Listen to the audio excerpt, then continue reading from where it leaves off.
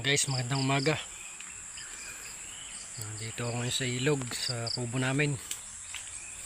Pinapusukan ko ang aking dalawang fish trap. Ikinana ko yan kahapon, walang pumasok.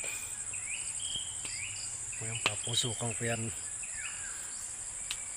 para mawala yung naiwan na mga amoy ng isda dyan, yung mga tilapia.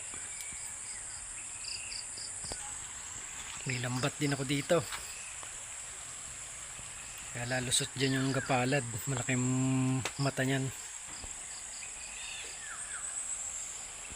Napakaliit na ng tubig, labo nga lang, gawa ng pagkakaulan na yun.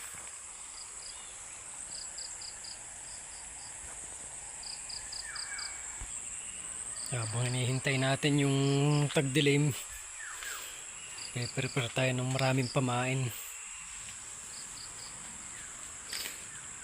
para mapasabak man sa malalalim na ilog, wala nang po problemahin.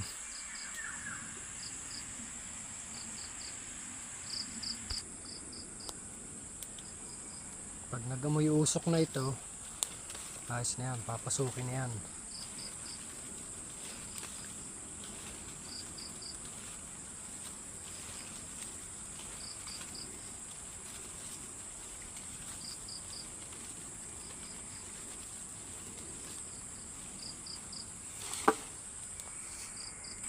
Kare-repair ko lang ng fish trap na ito kahapon nasira yan.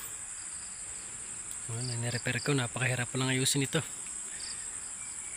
Matindi-tinding repair ang inabot.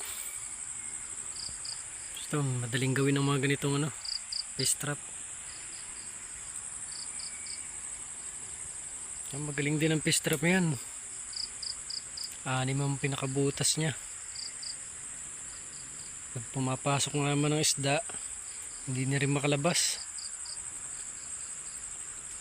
Napakagandang pamain dito yung pellet, saka yung mga tulyang dinurog. Matakaw ang tilapia sa tulya. Sa ngayon, tambay muna tayo dito sa kubo.